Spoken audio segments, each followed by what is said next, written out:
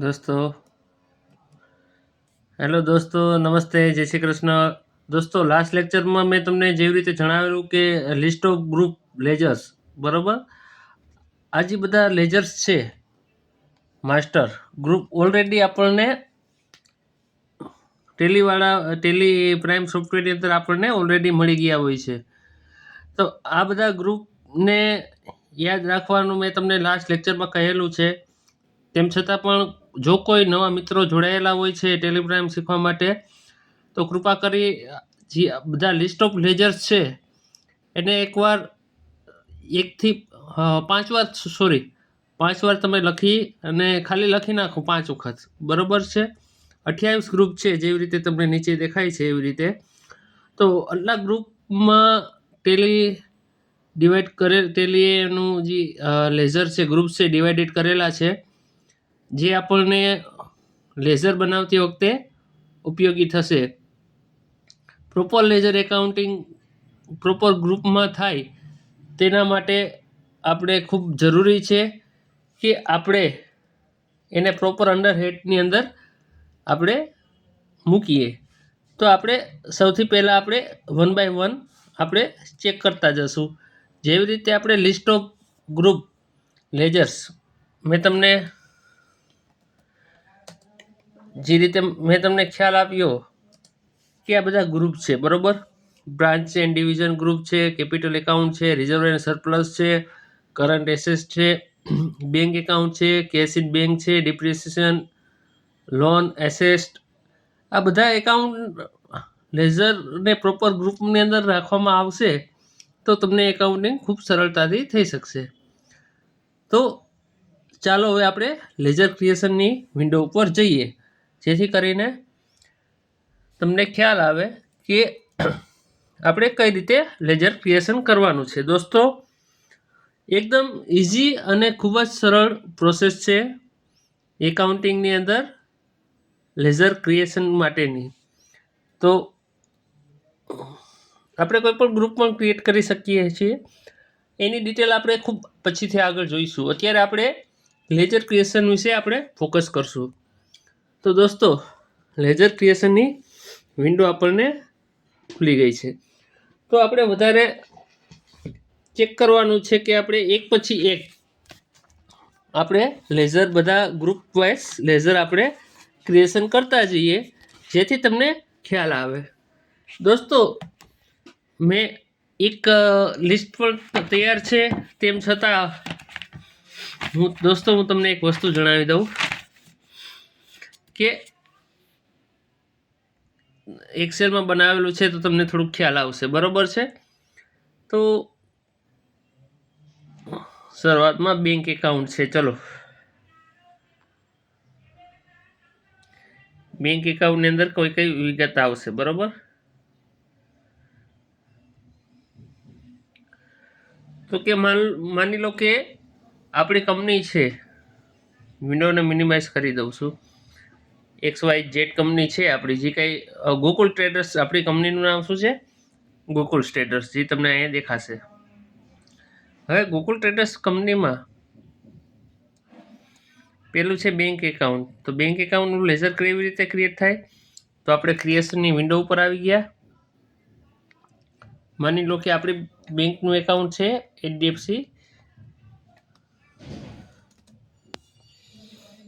HDFC bank. તો આ HDFC બેંકની અંદર આપણે Q8 સિલેક્ટ કરશું. જો તમને લિસ્ટ ઓફ ગ્રુપ તમને અહીંયા દેખાશે કે આ ગ્રુપની અંદર આપણે HDFC બેંક એકાઉન્ટને એન્ટ્રી કરવાની છે, જેની વિગત તમને અહીંયાથી મળશે. તો ઉપરનો પહેલો જ ઓપ્શન તમને દેખાય છે, બેંક એકાઉન્ટ.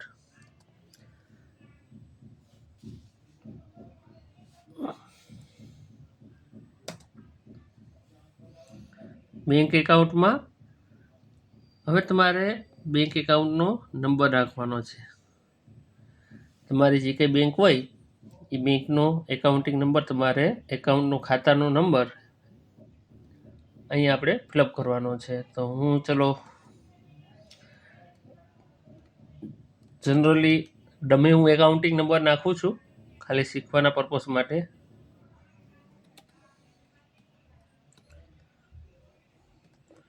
તો આ મેં 11 ડિજિટનો એકાઉન્ટિંગ નંબર નાખી દીધો છે. દોસ્તો આ એકાઉન્ટિંગ નંબર ખોટો છે, પણ ડમી છે, ખાલી શીખવાના પર્પસ માટે મેં ઉપયોગ કરેલો છે. ત્યાર પછી બેંકમાં આઈએફસી. દોસ્તો આપણે વિગત શું કામ ભરવી જોઈએ? ગમે ત્યારે ફીચર્સમાં આપણે, કારણ કે ઇન્વોઇસ ઉપર આપણા બિલમાં એકાઉન્ટિંગ દર્શાવવા માટે આપણે પ્રોપર, ખાસ કરીને ગમે ત્યારે તમે લેઝર બનાવો બેંક એકાઉન્ટનો, તો ખાસ કરીને એકાઉન્ટ નંબર ખાસ ચેક કરી લેવો, જેથી કોઈ ભૂલ હોય તો ભવિષ્યમાં આપને તકલીફ ન પડે. ત્યાર પછી છે એનો આપણી બેંક છે તેનો આઈએફસી કોડ. આ બે વસ્તુ ખાસ તમારે દોસ્તો ધ્યાનમાં રાખવાની છે, જેથી કરી ફ્યુચરમાં. દોસ્તો અહીંયા જો મિસ્ટેક થઈ છે, એટલે જો અહીંયા દોસ્તો તમને વોર્નિંગ આવી ગઈ છે કે તમારો જે આઈએફએસ કોડ છે એ ખોટો છે. Must start with 4 alphabet followed by 0. તો દોસ્તો અહીંયા મારાથી મિસ્ટેક થઈ છે, એટલા માટે કહું છું કે તમે ગમે ત્યારે એન્ટ્રી કરો, ચલો માન લો કે ખોટું લખાઈ ગયું એ નંબર, તો તમને વોર્નિંગની સાઇન નહીં આવે. આ તો મારો એક આંકડો બાકી રહી ગયો, તો એટલા માટે તમને ખ્યાલ આવી ગયો કે આમાં આઈએફસી કોડ મારાથી ખોટો લખાણો છે. માન લો કે 38 ને બદલે 37 થઈ ગયા હોત તો તકલીફ થઈ જાત. કારણ કે ક્યારેક શું દોસ્તો એવું થાય છે કે સેમ એકાઉન્ટ નંબર હોય ને આઈએફસી નંબર ખોટો હોય, તો ક્યારેક મિસમેચના હિસાબે તમારું ટ્રાન્ઝેક્શન ફેલ અથવા તો બીજા ખાતામાં થવાના ચાન્સીસ હોય છે, અને ક્યારેક બાય મિસ્ટેક ભૂલ થઈ જાય છે. તો આવી ભૂલ ભવિષ્યમાં ન થાય તે માટે અત્યારથી જ આપણે સતર્ક રહીને બધું 2 વખત ચેક કરી લેવાનું. કારણ કે આના ઉપર જ તમારા બિલ ઇન્વોઇસની ઉપર તમારા બેંકનો એકાઉન્ટ નંબર જનરેટ થવાનો છે. તો આ એચડીએફસી બેંકનું એકાઉન્ટ છે એ બેંક એકાઉન્ટની અંદર આવશે. જો બેંક એકાઉન્ટની અંદર એને શું કહેવાય, બેંક એકાઉન્ટની અંદર કયો હેડ આવે છે? Current asset. પ્રોફિટ લોસ એકાઉન્ટમાં બેલેન્સ શીટમાં તમને અભ્યાસ કરેલો જ છે, એટલે તમને ખ્યાલ હશે. Current assets, current liability, balance sheet કઈ રીતે હોય છે, ફાઇનલ એકાઉન્ટિંગ કઈ રીતે હોય છે. તો આ બધા ગ્રુપ ઓલરેડી છે. તમે બધું વ્યવસ્થિત રીતે એન્ટ્રી કરશો એટલે તમારું ફાઇનલ એકાઉન્ટ તમને મળી જવાનું છે. બસ દોસ્તો, શાંતિથી સરળતાથી આપણે બધું વસ્તુ શીખશી અને આપણે ખૂબ જ આગળ વધીશું. દોસ્તો આ એકાઉન્ટને આપણે સેવ કરી દઈશું. હાલો, આ એક લેઝર આપણે સેવ કર્યું. હવે આપણે બીજા એક જઈએ કે ચલો ઇનડાયરેક્ટ એક્સપેન્સ. બરાબર, તો કંપની હોય છે, તો કંપનીને તમને ખ્યાલ જ છે કે કંપનીમાં ખર્ચા થતા હોય છે. એક તો ડાયરેક્ટ ખર્ચા હોય છે કે જે પ્રોડક્શન ઉપર હોય છે. તો પ્રોડક્શન ઉપર, પ્રોડક્શનને લગતા જે ખર્ચા હોય છે એને ડાયરેક્ટ એક્સપેન્સ કહેવામાં આવે છે. અને જે પ્રોડક્શન સિવાયના અધર એક્સપેન્સ હોય છે તે બધાને ઇનડાયરેક્ટ એક્સપેન્સ કહેવામાં આવે છે. જેમ કે advertisement expense, audit fee, bad debt, bank charge, bank commission, car repairing, tea coffee, stationery, donation, stamp duty વગેરે ખર્ચા છે એ ઇનડાયરેક્ટ એક્સપેન્સ છે. તો હું એક એન્ટ્રી તમને ઇનડાયરેક્ટ એક્સપેન્સની કરી દઉં. તો એનું એક લેઝર ક્રિએટ કરી છે. બીજા લેઝર કઈ રીતે ક્રિએટ કરવાના તમને ખ્યાલ આવી જાય. બરાબર, બધી વસ્તુનું એક એક ડેમો આપું છું એટલે તમને ખ્યાલ આવી જાય.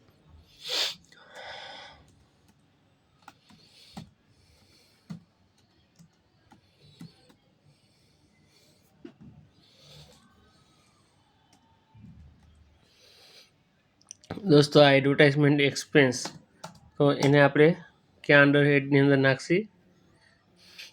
ઇનડાયરેક્ટ.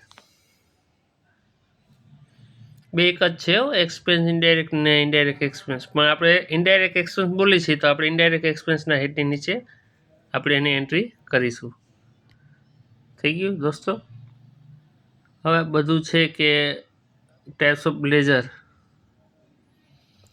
આપણે અત્યારે નોન એપ્લિકેશન કરી દઈશું. કંઈ પણ વસ્તુ અત્યારે સ્ટેટ્યુટરી ડિટેલ, જીએસટી ડિટેલ અત્યારે કશું આપણે કાંઈ એમાં સમજતા નથી. આપણે અત્યારે મેઇન ફોકસ કરીએ છીએ કે અંડર ગ્રુપની અંદર આવે. તો આ લેઝર આપણા બની ગયા. એક જ મિનિટ.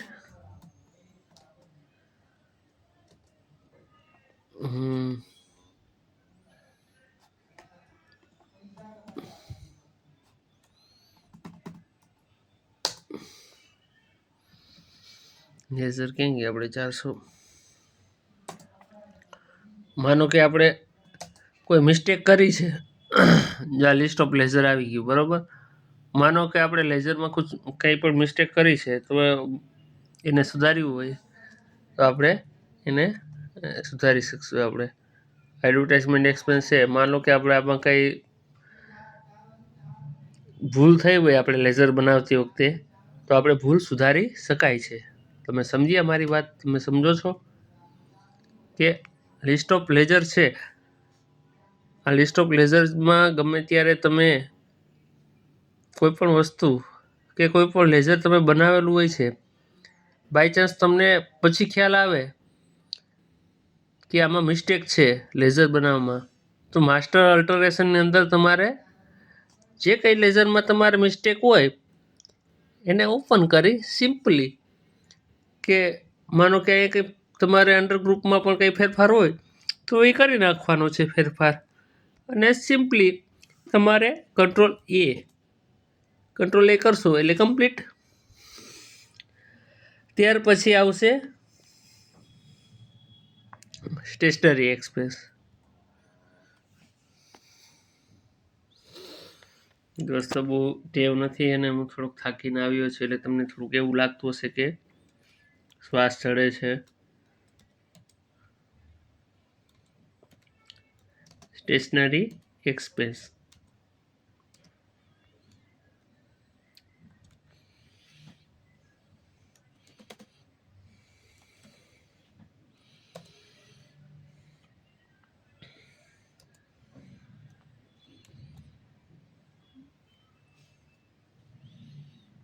આવી ગયું. સ્ટેશનરી એક્સપેન્સ તો આવી રીતે જે કંઈ પણ આપણા એક્સપેન્સ છે,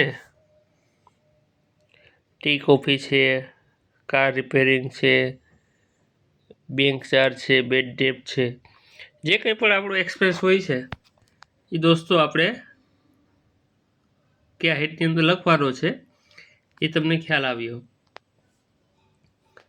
હવે આવે છે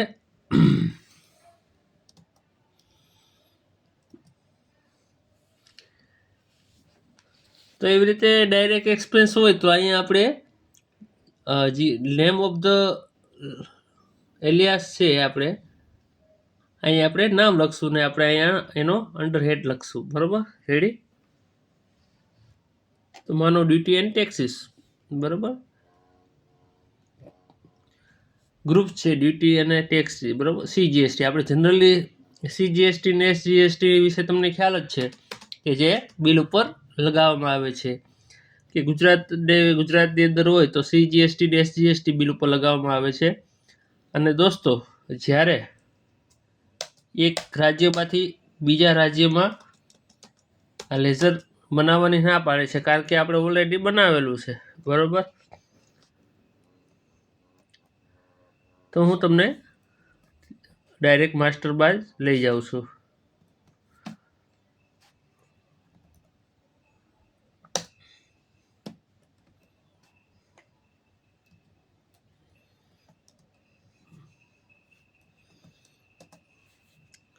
હા, લિસ્ટ ઓફ લેઝર્સ આવી ગયા. તો એમાં જો મેં લેઝર બનાવેલા છે, જો આ રહ્યું. હું તમને જો આ રહ્યું અલગ અલગ લેક્ચર વિશે હું તમને ખ્યાલ જ તમને આવી જાય, બરોબર છે. આ 14% લોન ફ્રોમ પ્રણવ, તો એ કેની અંદર કયા હેડ નીચે આવે છે કે કોઈ પણ વ્યક્તિ પાસેથી લોન લીધી તો એ લોન્સ અને લાયબિલિટીના હેડની અંદર આવશે. ત્યાર પછી આજે મેં લેઝર બનાવેલા છે, બરોબર.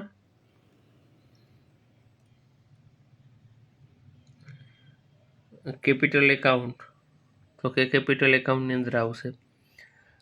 અહીં ભાગીદારોની કેપિટલ અલગ અલગ હોય તો અહીંયા ઉપર પાર્ટનરોના નામ આવશે. માનો કે 2 પાર્ટનર હોય, માનો કે વિજય અને કેતન, અહીંયા Vijay capital account, Ketan capital account તમારે લખવાનું રહેશે. ઓકે. ત્યારબાદ આપણે જોઈએ છીએ કે ફર્નિચર તો કે કયા હેડની અંદર આવશે? ફિક્સ એસેટ હેડની નીચે. એટલે દોસ્તો સિમ્પલ, કયા લેઝરમાં કયો હેડ આવે એ તમને ખ્યાલ આવવો જોઈએ. મથુરા ટ્રેડર્સ, તો મથુરા ટ્રેડર્સ કોણ છે? સન્ડ્રી ક્રેડિટર, કે જેની પાસેથી આપણે પરચેજ કરેલી છે એ આપણા સન્ડ્રી ક્રેડિટર છે. માનો કોઈ પાર્ટી અહીંયા એવી હશે કે સન્ડ્રી ડેપ્ટરમાં આવશે, કે જે વ્યક્તિને આપણે માલ વેચ્યો હોય. માનો કે આપણે મથુરા ટ્રેડર્સને આપણે માન લો કે મિસ્ટેક થઈ ગઈ, આપણે મથુરા ટ્રેડર્સ છે એ આપણા કસ્ટમર છે, એને બદલે આપણે મિસ્ટેક કરી નાખી, ભૂલથી એને ક્રેડિટરમાં જવા દીધું છે. તો માની લો કે આપણે ચેન્જ કરવું હોય તો આપણે અહીંયા, દોસ્તો તમારી મિસ્ટેક હશે તો તમારું ફાઇનલ એકાઉન્ટ નહીં મળે, તમને તકલીફ થશે. અને દોસ્તો લેઝર બનાવો ત્યારે ખાસ ધ્યાન રાખજો. માન લો કે મારાથી આ મિસ્ટેક થઈ ગઈ, કારણ કે પાછળથી તમે મિસ્ટેક શોધો છો ત્યારે બહુ તકલીફ પડશે, તમે પણ હેરાન થશો અને આપણે બધા હેરાન થશું. એટલા માટે શરૂઆતથી જ તમે ગમે ત્યારે, કારણ કે આ વસ્તુ કેવી છે, આ વસ્તુ તમારે ઘણી વખત બનાવવાની થશે. કોણ ડેપ્ટર છે, કોણ ક્રેડિટર છે, સન્ડ્રી ડેપ્ટર અને સન્ડ્રી ક્રેડિટરના લેઝર તમારે ઘણી વખત બનાવવાના થશે. એટલે કૃપા કરીને ખાસ ધ્યાન રાખજો.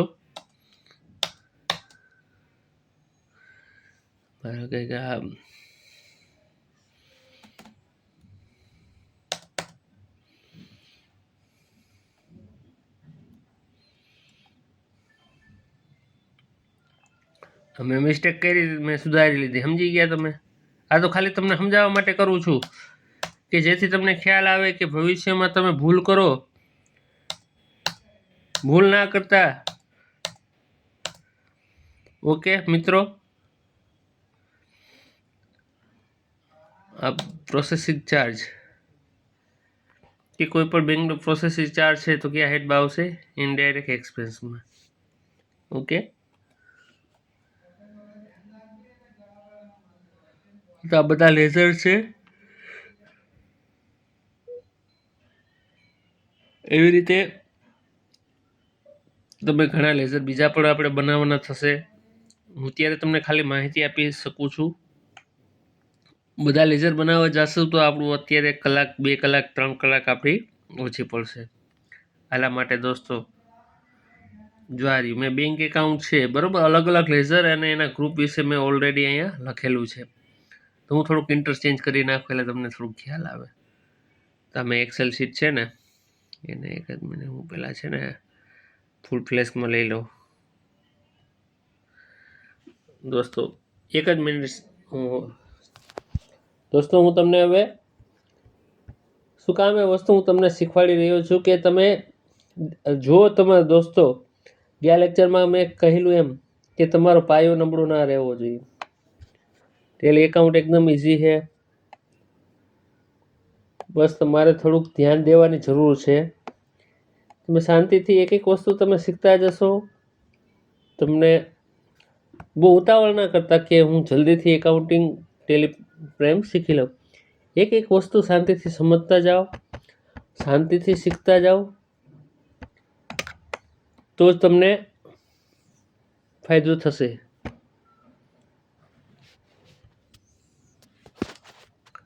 તો આ એક્સેલ છે, બરોબર છે. તો આ એક્સેલને ગ્રુપ છે અને આ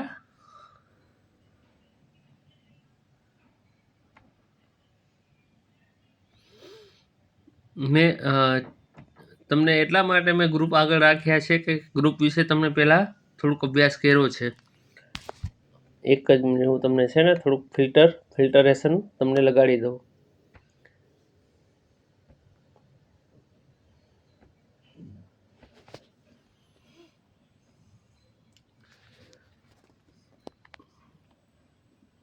દોસ્તો આવી રીતે મેં આ એક્સેલ જે તૈયાર એક્સેલ છે એમાં દોસ્તો હું તમને એક ગ્રુપ દેખાશે અને આ બાજુ લેઝરનું નામ દેખાશે. અક્રુડ ઇન્કમ મતલબ જે ઇન્કમ આપણને મળવાની છે તે. તો દોસ્તો કે ઇનડાયરેક્ટ એક્સપેન્સ ક્યાં છે. માનો કે આ તમારું તમે ગમે ત્યારે એન્ટ્રી કરતા હશો. માનો કે બેંક કમિશન,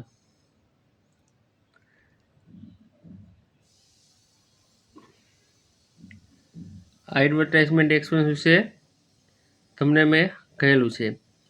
હવે તો ખ્યાલ આવી ગયો, બરોબર. પણ હવે આ એડવર્ટાઇઝમેન્ટ પેએબલ શું છે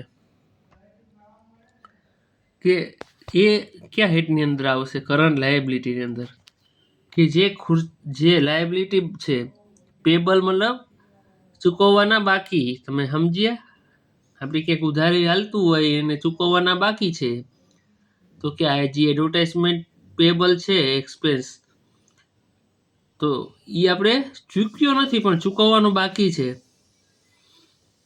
અને જો આપણે ચૂકવવાનું બાકી છે તો એને આપણે કરંટ લાયબિલિટીની અંદર આપણે લઈશું. દોસ્તો અત્યારે લેક્ચર થોડોક લાંબો થઈ જશે. બેઝિક આઈડિયા તમને ખ્યાલ આવ્યો. અલગ અલગ લેઝર, એના ગ્રુપ, એના એક્સપેન્સ, એના વિશે ડિટેલમાં એક વિડીયો હું તમને અપલોડ કરી દઈશ. તમે પણ ખ્યાલ જ હશે, જનરલી તમે અભ્યાસ કર્યો હશે એકાઉન્ટિંગમાં તો જનરલી તમને બધું વસ્તુ ખ્યાલ છે. તો દોસ્તો આ વસ્તુને શાંતિથી તમારે અન્ડરસ્ટેન્ડ કરવાની છે. પાછું હું એક બેઝિક હોવાથી હું તમને પાછું એક લેક્ચર લેવાનો છું વ્યવસ્થિત રીતે, અને ફૂલ લેક્ચર લેવાનો છું જેથી કરીને તમને વ્યવસ્થિત અને સારો એવો આઈડિયા આવી શકે. દોસ્તો થેન્ક યુ સો મચ.